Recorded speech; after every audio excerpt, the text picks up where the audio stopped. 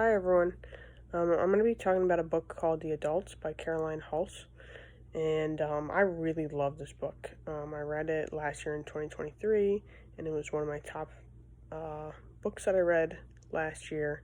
But I will say this caveat: I read it, loved it, and also thought it was hilarious. Like, funniest book I've ever read, level hilarious. I thought it was anxiety inducing and stressful, but also very funny. I lent it to my partner, and he also loved it, and he also finished it in like a couple days, same as me.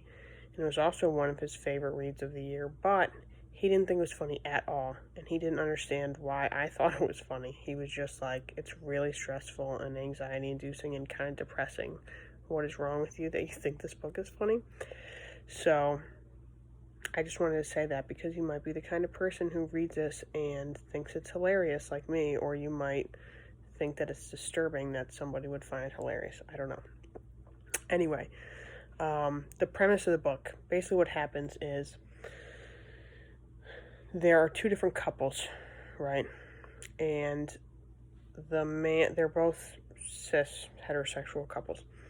And the man in the one couple and the woman in the other couple used to be together, right? But they're split up now, obviously. And they have a child together, right? So these two different couples, the new couples, we'll say. One is Alex and Matt, and the other is Claire and Patrick. Claire and Matt used to be together, but they've split up. When they were together, they had a daughter named Scarlett, okay? But they've split up, and now Claire's with Patrick, and Matt is with Alex. And usually every year for Christmas, they have to decide who is Scarlett going to stay with, right? Is she going to stay with mom this year or dad this year? And they alternate. And it kind of sucks because the parents are like, it would be nice if we could do, like, if we didn't have to not have our kid for Christmas. If one of us didn't have to not be around our child for Christmas. It's just like a sad thing. And so they come up with this idea to do a vacation, a Christmas vacation for a week in this weird, it's like an attraction, sort of like a theme park camping spot in the woods. So they're like, okay, we're going to stay there for a week, but all of us. So like Patrick and Alex, the new partners, are also going to be there. So we're going to all stay in a cabin together for a week. And they're like, what could go wrong? It's going to be great. Everything goes wrong. It does not go well at all. That's what I thought was very hilarious. That's what my partner thought was really stressful and depressing. But that's the premise of the book, right? That's the setup. They get to the camp and disaster ensues. You know from the very first page that some sort of shooting takes place, and the whole book is building towards like, what is the shooting? What happened? Who was shot? Who did the shooting? Why were they shot? What were they shot with? Like, what is going on here? And you don't know until the very end. It's revealed what happens with the shooting, but the very beginning of the book is like, there was a shooting. And it's being investigated. In between each chapter, there's like a page or two that's like in the present time about the investigation of the shooting. And a little more is revealed each time of like what led up to this. Okay, so that's the setup.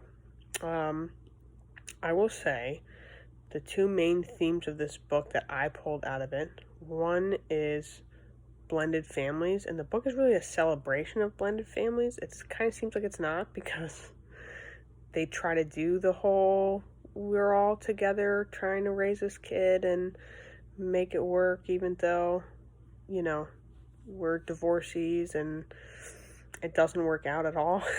So you would think that would be like,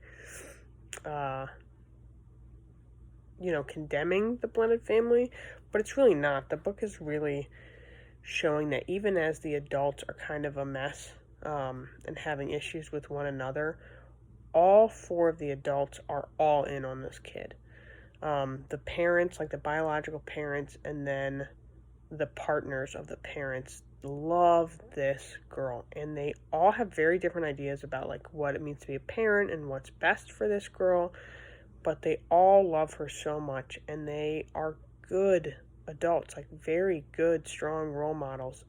And she feels it, and it really helps this girl grow and heal through some different things, and have this wraparound support at a time when she really needs it.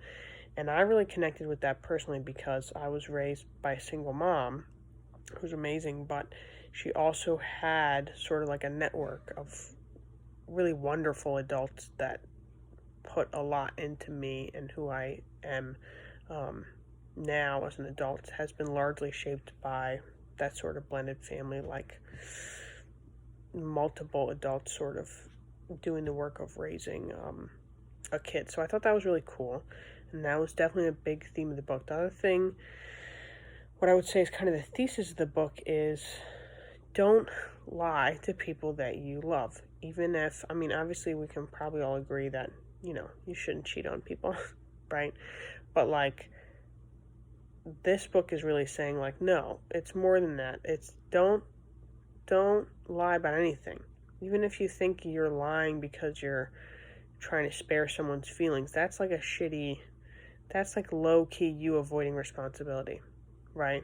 Like that kind of lie where you're like, oh, well, I didn't tell you because I didn't want you to be scared, or I didn't tell you because I didn't want you to be sad, or I didn't tell you because I didn't want you to be angry. All of those are like you avoiding or not wanting to deal with the emotions of the other person and trying to manage their emotions. And that's like a really paternalistic way to treat a partner, because you have this knowledge that they don't have, and then you're trying to manipulate their feelings and control their feelings and stop them from having certain feelings, which is not something that you should be doing to another adult or a kid, really, but definitely an adult, right? That is like a weird power dynamic where you're playing with someone's emotions. You just need to tell people the truth. And like, if that means they're sad or angry or scared, I don't know. Then they're sad or angry and scared, and then you have to figure out how to deal with that. But you can't try and manage people's like feelings. And so that was a major theme in the book. It comes up at one point. This part, I wouldn't call it a spoiler, but if you're like really sensitive about spoilers, you can skip the next couple seconds or whatever.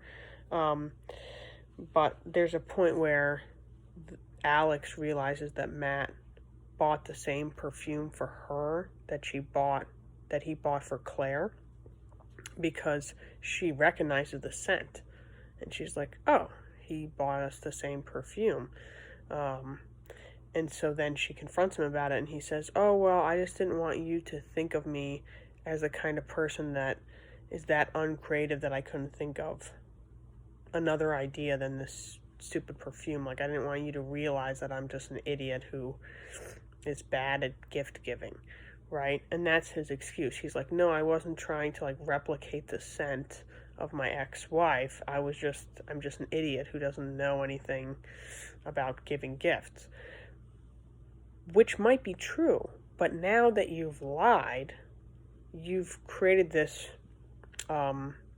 mistrust, right? So why should she believe the thing that you're telling her now if you've already shown that you're willing to lie to her? If you just told her that in the first place, maybe she would have thought you were an idiot. Maybe she would have been disappointed or angry, but she wouldn't mistrust you. Now she mistrusts you, so now she might not even have a reason to believe this other second thing that you're saying, right? And there's another part. Oh, yeah, at the end of the book, I'll get into this. I'm going to do the major spoilers at the end. But at the end of the book, it's really just made clear that this is a major thesis of the book, because at the end, there's a whole speech about, like, no, that's enough. Like, everyone just needs to tell the truth. Like, we're not coming up with any more, like, cover-ups or lies. Like, we're just going to tell the truth from now on. And so that was like a big, almost like a turn to the camera speech at the end of the book. So, yeah. Okay. Alright, I want to talk about some of the characters, because they're just amazing. The character development in this is amazing. Every single character is outstanding, and at different points you hate and love all of them, except for Alex. I will say Alex you love the entire time. I don't think there was a moment where I felt like I didn't like Alex. She's the partner of Matt, who's the dad. But everybody else you hate at one point or another. Not the kid. Or the kid has an imaginary friend, which I'll talk about in a moment too. But all right. So Alex and Matt is one couple. Matt is the dad of Scarlett. Alex is the girlfriend.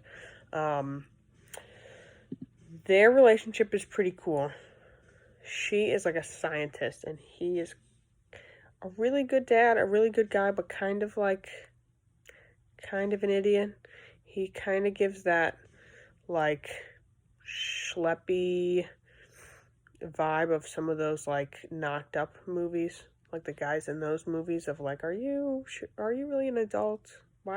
Should you have had a kid because you're kind of a child, like a man child kind of vibe, but lovable man child.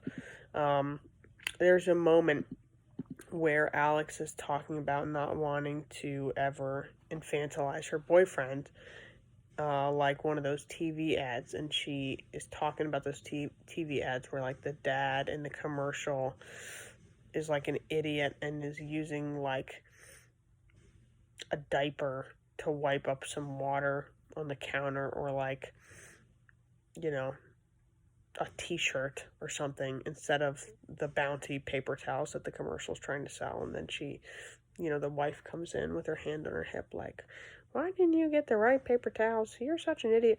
Those kind of commercials. And she's like, I don't ever want to turn my boyfriend into that kind of man. But sometimes it's kind of hard because he kind of does those kind of things sometimes. And he kind of is that guy from the idiot commercials. So I thought that was funny. And I've always thought those commercials were pretty degrading, actually, to men. But then, yeah, I just thought it was funny. And then as the course of the book goes on, their relationship just starts to unravel a little bit. And that's not a spoiler. That's the whole point of the book, is everyone's relationship just kind of goes insane. Things really quickly fall apart. But anyway, there's a moment that I want to share with you guys, because Caroline Hulse is like an amazing writer, and she's really good at showing, not telling, and usually in really funny ways, but sometimes in really sad, just devastating ways. So at this point, you really see that Matt has stopped entirely paying attention to Alex, or checking in on her, or being in tune with how she's doing. Like, he's sort of checked out of the relationship, at least temporarily at this point. And this is the part that really made that clear to me. So it says, Alex picked too hard at the wood. The splinter went under her nail. She made a yelp, but stopped herself. Matt didn't notice. So she's like just kind of existing in this cabin with all these other people, but completely alone. And Matt is the only person that she really knows well. Like, she doesn't really know his ex-wife, and she definitely doesn't know his ex-wife's boyfriend, and she doesn't really know the kid that well. And so she's really depending on Matt during this vacation to pay attention to her needs and like be in tune with what's going on. And he's just not even looking at her or paying attention. And she has this little moment of like silent pain that goes unnoticed. And to me, that really just highlighted the deterioration of their relationship and Matt's sort of like negligence of her.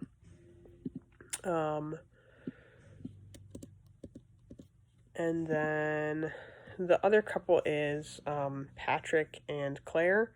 I don't have much to say about Claire, not because there's not a lot, like, she's a great character, but there's just not much that I had to say about her.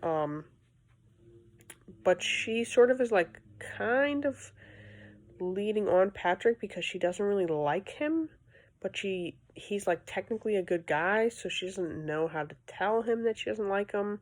So she just kind of like prolonged their relationship, but in a way that's pretty cruel because she's like cold to Patrick and she kind of makes fun of him, but in this way that's kind of jokey, so he isn't really able to put his finger on it and say like, hey, you're being mean to me.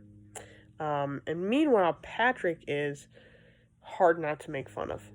I mean, he is the butt of all the jokes. He's what makes the book hilarious. He's a major dweeb, and he's very funny and very laughable. And I'll just share some parts of him being funny. So he's just, first of all, he's pretty. I don't want to even say that he's sexist. Like, he is sexist, but he's sexist. Like, he thinks women should, like, not eat that much and be super thin, but he also thinks that about himself. So he's like a fitness freak. He's like secretly competing in the Ironman, and he doesn't want to tell Claire that he's competing in the Ironman because she thinks it's unsafe. And it costs a bunch of money to compete in it. So he's like secretly training for the Ironman.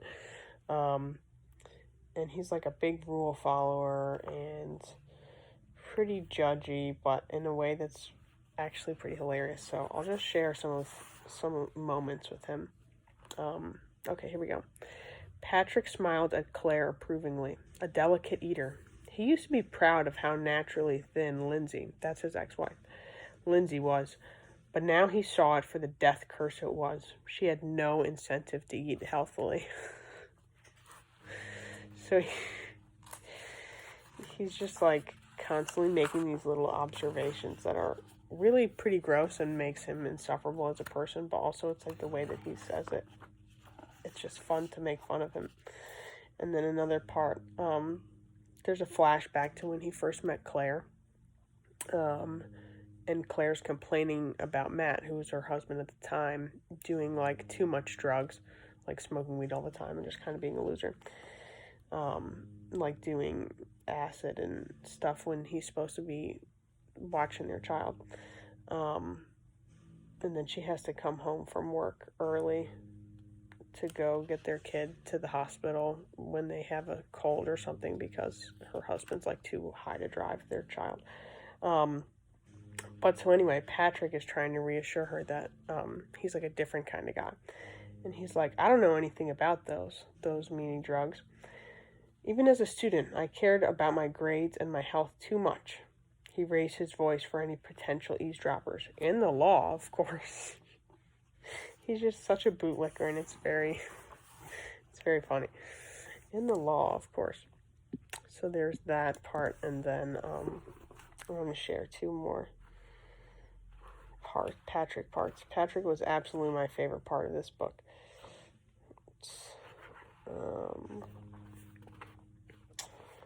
Okay. Oh yeah, so this is the part. So he's secretly training for the Ironman, which is hard to do because you have to like run and eat certain weird foods, and they're all staying in a cabin together. So how are you gonna hide that? So at this point, he's like, he wondered how many eggs he could eat without Claire criticizing him for being selfish with his protein requirements.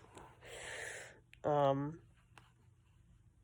then another part. So he very much loves Charlotte. Not Scarlet. Charlotte. Is it Scarlet or Charlotte? No, it is Scarlet. Okay.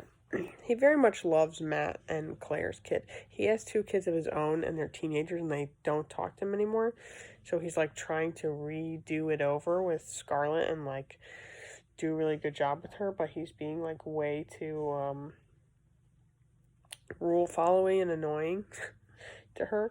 So at one point they're walking, and she's eating a piece of toast as they're walking, and he's like, Scarlett, darling, you've just had your lunch. You're not to eat toast in the street. It's bad manners. I'm just imagining, so, like, I'm a parent, and I'm just imagining caring if my kid is eating toast in the street, and it's never something that I would ever care about in a million years. So I thought that was funny. So that's Patrick. He's very funny throughout the book. I guess I'll talk about Charlotte and her imaginary friend Posey now. Scarlet and her imaginary friend Posey. So Scarlet's the kid. Posey is like a giant weird bear thing, imaginary friend that sort of popped up into her imagination when her parents said that they were going to get divorced. And a lot of kids have imaginary friends, but this has become a coping mechanism. Like, she's talking to it constantly, and it goes everywhere with them. She's, like, constantly talking to this imaginary friend. And in the book, the imaginary friend is, like, a real character in the book whose perspective we get. Like, we get dialogue between the two of them as if Posey is very much real. In fact, the book doesn't even say that he isn't real. So, I mean, maybe he could be real. But, anyway, so you get a lot of that. Scarlet is written amazingly. She's a very relatable child, and she's constantly worried about, her parents' mental health, which is a hell of a burden for a young kid. And I related to that a lot. Like, she's always worried about, making sure that her mom is okay and like managing her mom's feelings and also her dad, and then also trying to make sure that her parents don't get mad at each other. So I'll give two examples of that. The first part is they walk past like a TV screen, and on the TV screen it's talking about a scientist that did a bunch of animal testing on animals, and tortured a bunch of animals. And the mom, Claire's like trying to make sure that Scarlet doesn't hear it. But she did hear it, but she pretends like she didn't hear it. So she's like, she didn't want Mom knowing they'd heard the man shouting. Mom liked to do a good job keeping Scarlet from horrible things, and Scarlet wanted her to think she had. So she's like, again, lying to her mom to try and sort of appease her mom's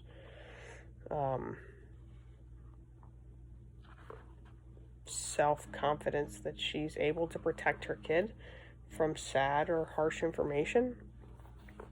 And then there's another part. She's flashing back to like the end of her parents' relationship right before they got divorced. And this is her trying to like manage her parents' fights. And it says, often Dad hadn't remembered to do something or bring something, and Mom was sick of having to think of everything. Mom said that a lot. Scarlet tried to remember things herself for Dad in the end. Do I have a swimming lesson today? Have you got my lunch packed? Did you remember to bring the shopping list? So she's like managing her dad's forgetfulness to try to keep her parents from fighting, which is really sad. That's not a part that I thought was funny. If you're wondering. Here's a part that I thought was funny though. Part of the thing that unravels in this book is that they find out, Scarlet and Posey walk past this TV and they hear about scientists doing lab testing, animal testing, and they're very disturbed by it. Then they find out that Alex is a scientist, and the two of them decide that Alex kills animals for a living and like tortures them, and that she's evil. So throughout the entire vacation, Scarlet treats Alex horribly, like terribly, because she's got in her head that Alex tortures animals, and is like an evil animal murderer, which I thought was pretty funny. But the relationship between Scarlet and Posey is really nice, and eventually Posey does go away, and when he goes away, he goes off into the sky and they salute each other, and it's so gorgeously written, and their relationship with each other and their friendship is so strong that I actually like involuntarily also saluted when I read the line, because I was like physically moved to do that. And I just think that really speaks to the power of her writing in this book and her character development. The only other thing I'll say is that Matt and Claire are really great parents, even though they aren't good together. The parenting that you see from both of them in the book towards Scarlett is amazing, and there's just some amazing moments. Like, they talk about Scarlett at one point asked them if they love each other, and they say, yeah, we love each other because we made you, and you're the greatest thing that's ever happened. So that's like that's the kind of love that we have for each other, because we've made you. And I remember my mom saying something similar to that to me, and I don't know, there's something about it that just really makes sense to you when you're a kid, and that's really reassuring. And so it was really cool to see that represented in the book. And they're both really amazing parents in very different ways. And so that was really nice to see. Okay. The rest of what I'm going to talk about are like kind of major spoilers. Well, not major spoilers. Different degrees of spoilers. My favorite scene in the entire book is a swimming scene where Patrick, who's like ultra competitive, weird, athletic dweeb, he gets in this weird race with Alex, and they're supposed to be just regular swimming. It's like a lazy river ride, like in a water park. So you're not supposed to be racing down it. You're supposed to be in an inner tube, just doing like floating lazily. And they get into an unspoken argument with each other that becomes an unspoken competition, where they're like racing down the track, and they end up injuring multiple people, including Alex kicks a little kid in the face and like hurts the kid pretty bad. So I thought that was pretty funny. And then another part where things really escalate. So Scarlett thinks that Alex is an animal torturing scientist, right? Alex goes out with Patrick to the grocery store or something to get food. On their way back, Patrick accidentally hits a pheasant with his car right before they get back to the cabin, like right in front of the cabin. Nobody sees that happen, right? Everyone's still inside the cabin when this happens. The rest of the characters, right? So Patrick hits the pheasant, and so Alex and Patrick get out of the car, and they examine the pheasant, and it's very clear that the pheasant is going to die, and it's in a lot of pain. It's going to be a slow and painful death. And so Alex is like, I'm going to kill it, because we've got to put it out of its misery. So she has the pheasant in her hands, and she's got its neck like this. And this is the exact moment when Scarlett and Posey come outside, and so does Claire and Matt. And as they're coming outside, she wrings the pheasant's neck and breaks the pheasant's neck in front of them. And this is the moment that really solidifies in Scarlett and Posey's minds that Alex is an evil murderer of animals. And then Patrick is like upset that he didn't get to break the pheasant's neck, because he feels emasculated that a woman was the one to euthanize the pheasant instead of him, which I just thought was very funny. So anyway, there's that. There's a bunch of other stuff. Things escalate. Everything goes badly. And then this is a major spoiler, so don't watch the rest of this if you care about that kind of thing. But so the end of the book, the shooting is they're all doing archery. They're supposed to be doing like an archery lesson. things go awry, and they get in a huge argument, and Claire ends up shooting Patrick with an arrow, and he almost dies. But as this is happening, so it's Matt and Claire and Patrick doing the archery lesson. Alex was supposed to bring Scarlett to the archery lesson. When they arrive, Alex sees that all the adults have arrows pointed at each other, and so she quickly turns Scarlett around and is like, oh, okay, I guess we're not doing archery today. And she rushes her to, like, the main little community cabin in the amusement park. And she's like, I have to occupy this kid while I go try and de-escalate the adults that are seemingly going to shoot each other. I have to figure out where to put this kid. So she goes over to, like, the little community classes to see what classes are happening. And the only one that's happening is a pole dancing class, which is obviously not for kids, but it's like an emergency situation, so she signs up Scarlett for, like, a pole dancing class.